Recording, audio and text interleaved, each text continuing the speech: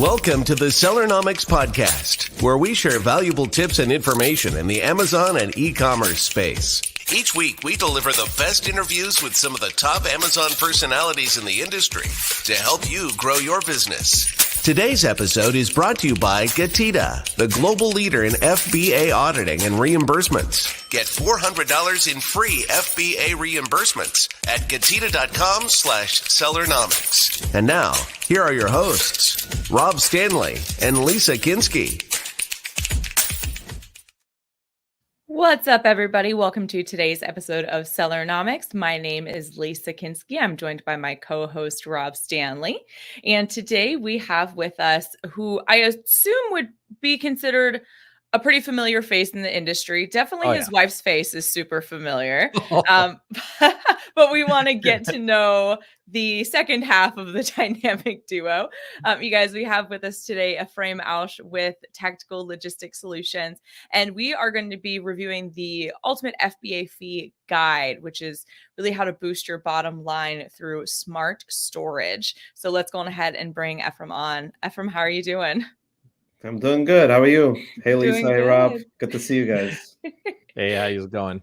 Good to see you. The dynamic duo. I love that. It's more than that because it's Getida, Tactical, Frisbee. It's all like one big family. I know, but you guys are kind of like a power couple in the space. We don't have a lot of them in Amazon. I feel like more industries have are full of them. I think, are you guys the only power couple in this? I'm trying to process. I'm thinking like married couple that both run independent companies in this space. Yeah. I can't really think of any others. To be honest. Right. Yeah. Yeah. That's awesome. Makes sense. You're unique in that way. Well, Ephraim, awesome. Thank you so much for being here with us virtually. We see you all the time in real life. But for anybody who's not familiar with you, let's just get a quick introduction of you and how you got into the Amazon space. Sure. So when I started working, I just looked for a job just to start figuring out life. And the first job I stumbled on was a candy company that's located in Brooklyn, New York, where I lived. They have 3 retail stores and an online presence where they sold gift baskets for Jewish holidays. So Purim is basically like Halloween, same idea. And it's a huge industry of giving gifts because we give gifts to friends, neighbors, family members. So they needed temporary salespeople just to pick up phone calls and take orders. So I took that as a job, started with that. And after 2 months, I asked them, do you guys want me to stay, leave? No, you're pretty cool. Maybe you stay on board. Let's try to figure something out. So there was another season, this is the Passover season right after that, where they are like a Passover grocery store where they sell everything for Passover. So I stayed then for another month. And then afterwards is there's no position in the company for you, but if you figure out a position, we'll let you stay. So all my friends at that time, that was 2011. All my friends at that time started talking about Amazon, selling on Amazon. It was the early stages where I think FBA was not even a thing yet, or maybe it was just brand new. I don't remember exactly when. I think it came in a couple of years later. I don't think it was around in 11. Right. So no, I think because I started around that time. Yeah. So it was. But it was brand new, 2011. Yeah. Yes, I started they had 4,000 SKUs between candy, chocolate, nuts, all different types of products. Wow. I started listing products. I listed, I think, probably 2,000 SKUs in my first 3 months, and there was no sales. Nothing was happening. And then I started learning. At that time, there was this company called Merchant Words and stuff like that, where I could start figuring out keywords. So I started playing around with that, and then obviously sales started ticking up. So that's how I got into the Amazon space. After a year and a half, we did I think it was, I wouldn't count the first half year because that was figuring out, but a year after that, we did around over $1 million in sales on Amazon. I remember PPC was a brand new thing when they started. A year and a half in, and I think we spent $18 for $5,000 in revenue, literally a joke. How much PPC was back then. After that, I decided I wanted to feel like I'm growing, and they I didn't feel like obviously I could grow in that company. So I left that company, started my own Amazon brand where I sold gift baskets, not for the Jewish holidays, more for Christmas, Valentine's, all the secular holidays. Did pretty well with that. And it was very seasonal. Amazon's really hard with seasonal ones. They started coming up with inventory, like how you have the performance and the inventory performance index, the IPI it's called, really started getting really hard. I decided that I think I need to figure something out to be more profitable, to figure something out. I tried an all-year-round Amazon business, like adding SKUs that's an all-year-round product. That didn't really do well for me. And I decided I'm going to outsource my whole warehousing, like the whole co-packing and all that. I outsourced that completely to a co-packer, like a co-packer, a 3PL that does food items. And at that time, I really got bored because I really was busy with warehouses, like in my warehouse, packing stuff, managing all that. Once I gave that up completely, I really got bored, and I felt like I'm not doing this full time. Like there's no way I could like do that. I tried all year round, it wasn't working, so I was like, I need to get out of it. But I still love the Amazon community. I love the Amazon space. I love the small events that we had then. Prosper was pretty new then at that time. So my dad had a 3PL business, nothing to do with e-commerce or Amazon. He basically had retailers, like wholesalers, people that sold to Walmart, Target, CVS, Home Goods, TJ Maxx, like all these big box stores. That was his client base. And he said, like, maybe start doing sales for the company. So at that time, like I still did my Amazon as a side hustle, and I started doing that. And I hated the retail side of the business where it's very cutthroat. It's very not community censored. It's like nobody's giving out their secrets. Nobody's telling them who their buyers are. So it was a very like closed, like basically when you knock on doors, there's not a lot of information you get out of that conversation because everything is like secretive, like the culture. And I hated that. So at that time, it was like I started getting really busy with sales. I sold my Amazon business. The friend of mine that was in the grocery line had an all year round business, was looking for something like seasonal, and he took that over. And I decided that what makes us special, like what does make Tactical special more than others? Like I'm just a 3PL out there. There's thousands of 3PLs. So we came up with that niche where we're going to service Amazon sellers with, like, we became a licensed freight forwarder, 3PL warehousing, and then trucking into Amazon. So basically for an Amazon seller, we provided their end-to-end logistics from beginning to end. And that's how Tactical basically evolved. And that's how we got into the whole Amazon business and the Amazon community, where thank God, like we really did well the last couple of years. We're really growing and helping sellers. Yeah, that's awesome. And it's good to hear your evolution of going from the seller side to the service provider side, because I think that helps give you a lot of insight on how to guide these sellers through their journey. And speaking of evolution, I mean, I think that's a really great transition into the next question, which is what are some things that sellers should be aware of in 2024 when it comes to their supply chain? Because there's been so many fee changes recently. I mean, let's not even talk about, the what was it, like every 6 weeks Amazon was changing the IPI. That's extreme, but like It's never ending change. So what are some of the things they need to look out for at this point in time, end of February 2024? Right. So what's changing now is the more information there's online that Amazon is not a side hustle anymore like it used to be. It's getting like Amazon is really doubling down on that, where you really, really have to watch exactly what you're doing on every single aspect of selling on Amazon. So what's happening this year is there used to be like softwares like Seller Chain, NemoShip, 9yard, where you were able to manipulate the Amazon system to get products to go to one location instead of multiple locations. And what that helped was that you saved a ton of money on the logistics side, where trucking into Amazon was way cheaper, sending a truckload, let's say, to one location versus needing to split up LTL, like less than truckloads, a couple pallets in 3 different locations, where you spend way more money.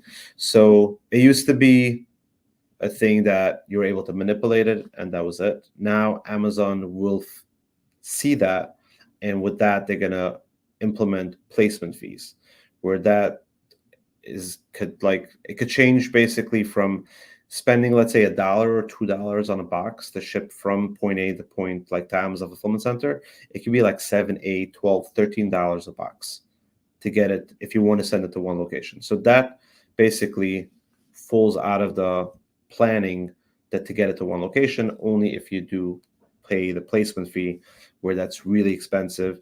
Depending on the size, depending on the weight, it could be minimum could be 21 cents per unit, and the highest could be 68 cents per unit. But depending on how many units you have in a cart, right? If you have 12, 24 units, that really racks up to high numbers. So if you have 24 units in a box of that you're going to pay 68 cents per unit, that's a nice couple of dollars where you're really going to pay a lot of that. So that's basically one of the things that's going to be implemented as of March 1st is the new placement fees, where you're basically forced to send to multiple locations. So Amazon but it has some benefits to it at the same time, because what happens is, what I tested the last couple of months is every time Amazon sends your product to one location, it goes, especially if a standard size product, it goes into FC transfer. That means it goes to transload facility. From there, it gets distributed around multiple different warehouses. And that's one of the new things we actually spoke earlier about, lost in transit. That's when usually it happens. So the trucker delivers the full stock to one location, and then from there it goes to, let's say, 10 different fulfillment centers. So if you manipulate and you're sending it only to one location, there's only going to be like 10 or 15 warehouses where they're going to see your product, have your product in the beginning. And then once Amazon starts seeing that you have a different location where there's a lot of sales coming in, and they start transferring again, where we all know that if it takes longer than 2 to 3 days to get your product from Amazon FBA, people might cancel the order. It's just not good for sales. So it is a good thing to actually disperse your products between a couple of warehouses, because every FC where Amazon tells you to deliver product, they then transfer it over to different fulfillment centers, not the same fulfillment centers where location A was, location A, location B, location C. All these 3 locations send it over to all different types of fulfillment centers. So automatically you get the demographics of the United States, you get into a ton of different fulfillment centers where they have, automatically your sales are going to be better. So it's not terrible, but the question is how you could really plan that properly. So that part of manipulating the system, it seems like it's going to be over. I spoke to the owner of Seller Chain. I spoke to the owner of 9 Yard, both telling me like, we'll have to wait for March 1st. We have no idea how it's going to affect us, but they think it's going to be over that loophole. So that's one piece that's changing. Wow. Dang. Yeah, that's a lot there. It's a lot to unpack. For sure. I wanted to real quick, just a quick fact. So Amazon did introduce the fulfillment or FBA service in September 2006. Just fact check that, so everybody would, not complain about us coming up with those numbers just randomly. Ephraim, I am kind of curious though. We're going to talk some more about these different fees and stuff going on, but what are we seeing as far as container loads kind of coming in? Because we saw such a big spike happen with COVID and everything. And now we're seeing them kind of come back down, but then we're hearing them, they might be going back up. Could you maybe just give us a little inside information on what kind of you're seeing with the whole thing with containers, 40-footer type coming in? Right. So from what I'm seeing right now, it might be a temporary issue, but it might be a long-term issue. So we don't know. So there's 2 things, especially on the East Coast side, not on the West Coast side. West Coast side, the pricing is, again, it jumped up because obviously when the East Coast is affected by the Panama Canal that has a drought where it takes longer for vessels to go through. Second part is the Red Sea, where the Houthi rebels, whatever you want to call them, are targeting a lot of private vessels, where that affects cargo. So a lot of them don't want to pass by it at all. Some of them just charge a lot more money because the risk is higher. Whatever the reason is, it's just having an effect on the whole supply chain, because if, let's say, the vessel from Europe was supposed to arrive to China last week, but they had to go a total different route to be able to avoid getting hit on, automatically it's arriving 10 days later. That affects that whole schedule. And now you take hundreds of vessels like that being affected, it automatically affects the whole supply chain. And automatically that pushes up pricing, right? If you want a guaranteed service, you want to get it faster, things like that, that basically pushes up the price. Even though West Coast, that's California, Washington, San Francisco, all these areas are really not affected by any of it, it still has an effect of that. So the pricing went up a little bit on the West Coast side, but the big increase was mainly on the East Coast side. So that could change. Panama Canal issue did not affect the pricing. It was the Panama Canal and the Red Sea together affecting pricing. So this little war might be over very quickly, or it might escalate. Nobody knows what's going to happen. So that's the real factor. What's also happening is automatically, because things get longer to arrive to the East Coast, some people are rerouting stuff to the West Coast. Mm-hmm. So automatically that means vessels are more packed, they have less capacity coming to the West Coast. That's also another indicator to raise pricing. So I don't think we'll ever go back to COVID days with the pricing. Yeah. I think we all paid a price for it. The government put in some stops on that. Obviously, it's a little too late in the game, but whenever that happened, it's definitely going to affect the process that it shouldn't happen again with that crazy pricing. But we're seeing it jumped in January like $3,000-$4,000 more a container than it was in beginning of December. So it was a big jump.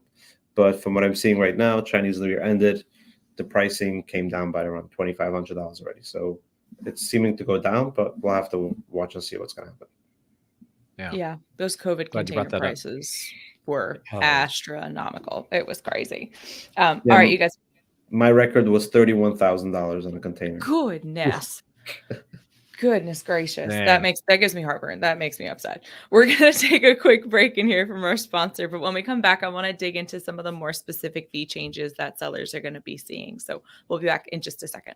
Today's episode is brought to you by Getida, the global leader in FBA auditing and reimbursements.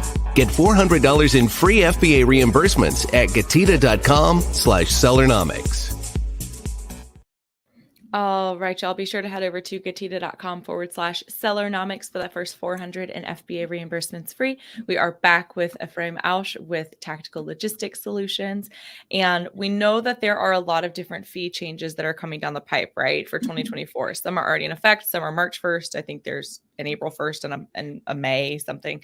But let's get into the specifics of some of these. So inbound defect fees. What can you tell us about this fee, and how should sellers prep for it to, maybe not prep for it to affect their bottom line, but how can they offset it maybe or prevent? Right. So defect fees used to be something that a lot of sellers did. And we as truckers also did it sometimes, where Amazon told you to deliver it here and we delivered somewhere else because we knew Amazon would take it in anyway, and nobody paid a price for it. Means say like nobody got affected. It was just a loophole that was there for a couple of years. But what they changed is that we as carriers have performance just like a seller has performance. So if we hit over 50% as a bad rating, basically, like you got to be at 90 plus. But if you hit 50%, you get shut down on the spot and you have 30 days in suspension. If you're under 30, under 50%. If you're above 25% after 4 weeks, you like every week you stay in the between 25 and 50% range, you get shut down after 4 weeks. If you're under 25% but higher than 10%, then within 8 weeks you get shut down. So we have solid performance on delivery time, arriving on time, delays, rescheduling. All of that is performance on the carrier side. But what Amazon changed right now is they're actually making that a violation on the seller side, where, hey, you tell me to deliver the seller decides himself he's going to deliver to the wrong location, you're going to start paying a fee for that. So they basically are really careful on all that. Again, at the same time, I understand Amazon. Like when you have a huge system of 150 FCs in the United States and you play that game, Amazon has no idea what they're supposed to get in that facility, and then boom, from 1 minute to the next Q4, you dump them with like hundreds of truckloads by jumping the system. Obviously, they get affected. So I get the fees, but it's just it used to be you were able to do whatever you want, especially on the seller side. We are already in performance for over a year, but let's say on the seller side, if they decide they want to do something or use a carrier and not tell them what's what's in the cargo, if it's the right location, now sellers will start paying a fee for that. So it's not crazy expensive actually, but it's money. So if you're trying to what, it might make sense to do it still sometimes, but it's going to be a violation. So I don't think you want to put your FBA business in a violation policy where obviously if you're going to abuse it a lot, Amazon will obviously take bigger measures. I didn't read through the whole thing about it, but I know if something shows up in the wrong location, you're going to get charged for it. Deleted abandoned shipments. That's something new. Like if you delete your shipment, you're going to get charged for it. I don't know why, but that's something new. Abandoned shipments, basically you create FBA shipment and you never deliver it. So that's also something. But again, they're minimal fees. They're not large fees, but it's when you go selling on Amazon, when you tell them like, hey, I'm going to sell this for $10. We all know that 50% is Amazon, right? Approximately. With PPC, FBA costs and everything, that's 50%. So if you keep on inching up more and more different fees, obviously that 50% is going to go close to 60%, and then it's very hard to be profitable that way. So it's just a precaution to know, that sellers to know, is that the games that you play till now you can pay for it, and it's going to be a violation. So that's on that. The biggest thing that's changing, I would say, is the storage is going down a little bit, but not enough to make any big change. After 22 weeks, it used to be after 26 weeks. Now, after 22 weeks, you're going to start paying a higher storage fee. So people keep that in mind. If you're sending stuff to Amazon, 26 weeks is not 26 weeks anymore as of April 1st. It's going to be 22 weeks. So you lost a month down. So you're going to be paying a much higher fee in storage if you're there over 22 weeks. But the biggest thing, that's the crazy part where everybody's going crazy about, is the low inventory level fees. That's something brand new. Basically, if you are under 28 days of stock on Amazon, based on your 90-day historical and based on your last 28-day historical, so it has to be both, under 28 between both of them, you're going to be paying a penalty per unit shipped. And that also has, like, it could be up to another 47 cents, $1, depending how many days. So if, let's say you have 0 to 14 days of stock, you're going to be paying $1.11 for a larger item, like a standard size larger item. Wow. The additional $1.11 in your shipping fees because your stock levels are low. So that's something brand new. It's going to put a lot of sellers on alert, especially that people that send in just-in-time inventory. Tricky, especially when you come out of a Q4 where you had a ton of sales and then it drops down slowly. You're going to have a couple of days where you might get hit with that. So keep that in mind, track it. I'm sure there's going to be softwares coming out with the, like, how did they can monitor it and how they could help you with that, like all these forecast softwares. But this is something that's like, if you sell penny items, a product that you make $1 or $1.50, let's say, profit on a unit, right? And then you get hit with $1.11 additional fee, it just wipes out your profit. Yeah. That's the craziest fee that I've seen. I was trying to understand what's the reason for that fee, but I read about it on Amazon, and Amazon actually gave a pretty good explanation about it for a change. Is where when you have the United States, right, and you have only 14 days worth of stock, let's say. Now we have, let's say 50% of the stock is East Coast side, and some of it is like in Texas or in Michigan, and then some of it in California, and then somebody orders 10 pieces, right? And you only have 4 pieces, let's say, in the West Coast. Now they have to pull from Florida, they have to pull from New Jersey, and that really increases their lead time to be able to offer Prime, and then increases their cost drastically. If they don't have enough stock to pull for this order locally, that's where it affects them. So that's the reason why they implemented that low inventory level fee, is because they want to be able, if you have the sales between a 90 days and a 28-day ratio, if you have the sales there, they know if they're going to be in all these fulfillment centers, they could fulfill all these orders coming from all these locations based on their data. Automatically, you're affecting that, and that's where you pay price for. So that's the most interesting fee that's going to be out there, but it just puts you, especially if somebody has high SKUs, accounts where you sell a lot of different SKUs, there's going to be a lot of management to manage to figure that out and make sure that you're not in that position, especially if your margins are smaller margins. Mm-hmm. That's crazy. I mean, it kind of makes sense in one way. I mean, they have to move your inventory around to make sure it fulfills and they can fulfill the customer needs. I got a question for you, though. I saw this come up just recently in a group, and I was hoping maybe you could address it. So there's been an issue that you're scheduling for your inventory to be delivered to Amazon's warehouse, and the driver gets there at the time frame that's allotted to them, and then Amazon makes them wait. I've heard about 2, 3, 4 more hours, and then the drivers are charging back to the seller these fees for waiting there longer, but yet it's actually Amazon's issue. Have you seen this? And Yeah, know if there'll be any fix for that? I wish I have it. I have it every day. So it's again, the worst scenario I had was 21 hours of waiting time. Oh my God. Dang. So that was my worst. Is there any pushback? There's nobody to talk to, really. I mean, if they're congested or they don't have enough manpower to offload your cargo, like, you're going to wait for it. So yeah, the average is 4 to 6 hours for palletized shipments. And then for floor loaded shipments, like containers that go directly into Amazon, it could be anywhere between 8 to 12 hours sometimes. Wow. So you just got to factor that in, huh? Yeah. Yeah. I factor in 4 hours for for palletized truckloads. And like for my drayage, for my like container deliveries, I have this contract in California with my carrier where like there's unlimited waiting time. Like, I give you one price, a lump sum. Wow. So I might not be the cheapest out there, but it's unlimited waiting time. Because especially if you know it's going to be longer. I always end up charging back the customer the $400 or $500 of waiting time, and I think it's unfair. Where like I gave you one price, and then I did put like hourly wait time, let's say $85 an hour if they have to wait. But if it's 5-6 hours additional to the free hours, and then it's like another $400 or $500, it pisses you off as a customer. Like, as a seller, like, I thought it's going to cost me maybe an hour or two, like it's going to cost me $1,500. Now I'm paying $2,000, right? Mm-hmm. So that just digs into their profit.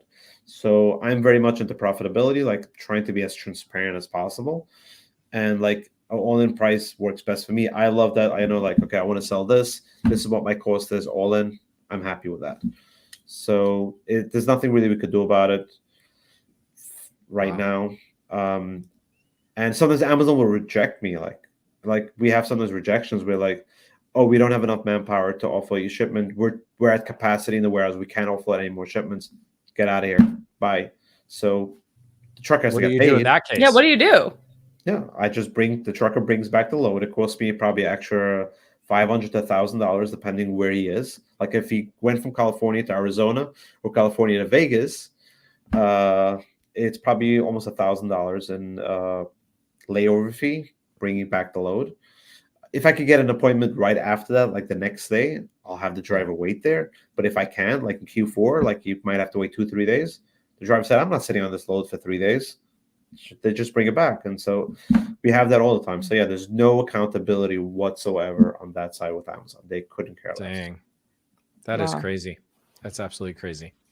Why don't you tell us a little bit about, we were talking about this whole thing with the fees and the warehousing and everything and Amazon storage. Why don't you tell us a little bit about, cost of using Amazon storage versus like a 3PL? We've mentioned both of those. Mm-hmm. Tell us a little bit about like what's the differences in cost. Right. So Amazon FBA obviously is not a storage facility. It's a distribution center where you send in your product and Amazon sells it for you. It's not meant to be your warehouse facility. So non-peak season, that's January through September. I'm just giving an example where it's really easy to understand for a seller. Is you take one pallet that's 48 by 40 by 72 inches high. That's the regular standard size of it, the height of the pallet that Amazon allows. Amazon will charge you $62.40 a month storage for that one pallet. That's non-peak. That's without being there for too long. Just the first 30 days. This is where you're going to be paying. I think Amazon takes a screenshot every 15th of the month, I think, on storage. I'm not 100% sure, but I think that's the date. An average 3PL will charge you anywhere between $18 to $22. But keep in mind, if you are importing product from China, let's say, and you bring it into your 3PL, so you're paying trucking from the port to your 3PL, You're paying the receiving fees in the 3PL. Then you got to pay the outbound fees to the 3PL and then the trucking to Amazon. That all obviously is a higher cost than just paying the $62.40 going directly into Amazon. So from my calculations, based on my rate sheet, like based on our rates, what we do, it's 2 months is the break even. So if you're bringing in product that's 2 months worth of supply on Amazon, if you send it into FBA or you send it into my warehouse or any other 3PL, based on this price range of 18 to 22, you're going to be breaking even approximately. If it's going to be 3 months, that's where you're starting to pay much more for Amazon. So that's where it starts breaking apart, because your monthly storage is way, way cheaper. But the in and out and the delivery, that's a cost, right? So 2 months, I see it as a break even. 2 months plus, it's going to be cheaper. From what I see, like really healthy sellers that really plan properly, it's 2 months production, 2 months on the water, 2 months in a 3PL, 2 months on Amazon. And that's how they rotate it.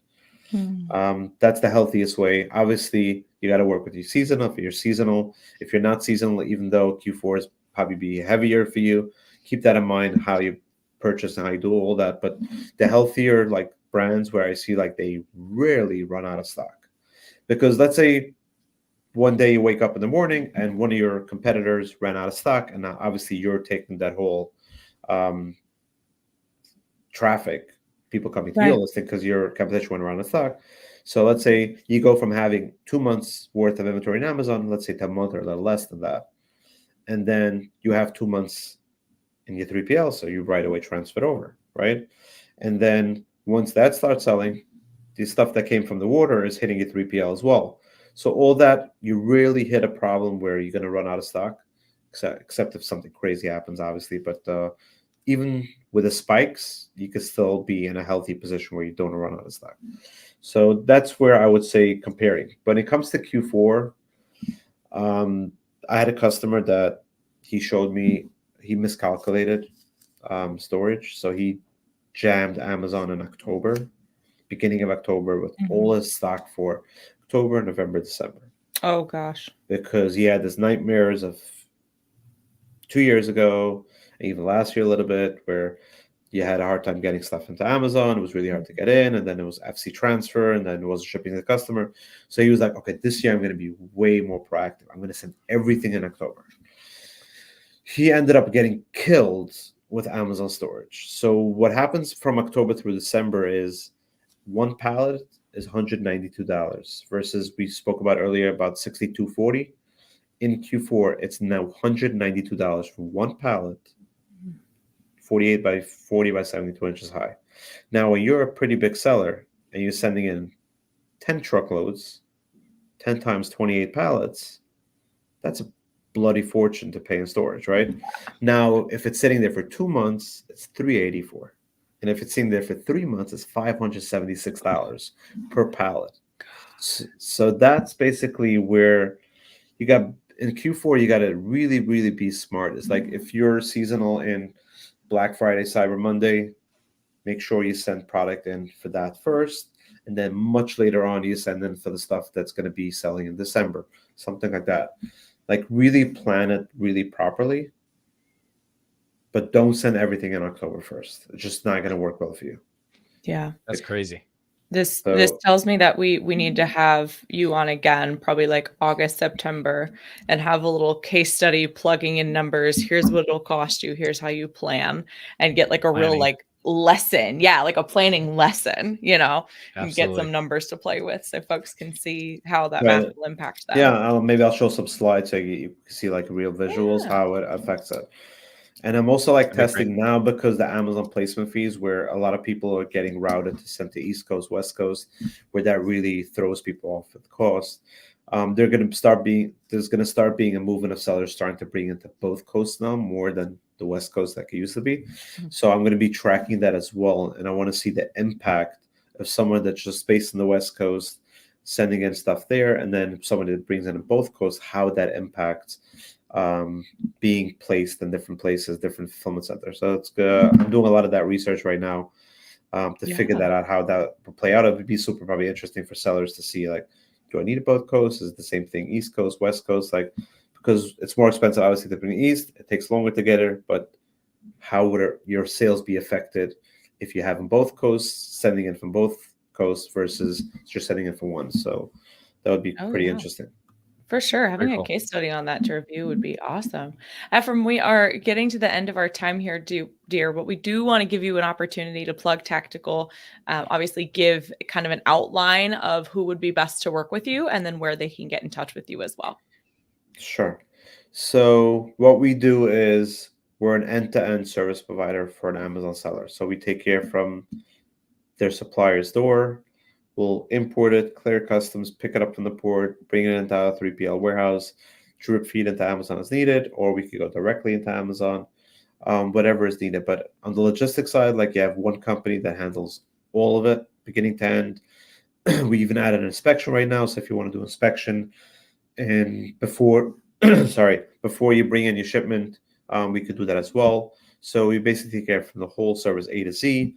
And lastly, we just added, as of last month, we just added our B2C option. So we'll be able to fulfill Shopify, TikTok, Flip, all these new marketplaces that are hot right now. But any other marketplace that has the word API integrations, we'll be able to integrate with that and be able to ship the orders to customers directly, because a lot of sellers are really suffering selling on Amazon only because of all these fees. They want to try to diversify, or bulkier, larger products where they're really getting hit really hard with fees, oversized products like coffee machines, mini fridges, things like that.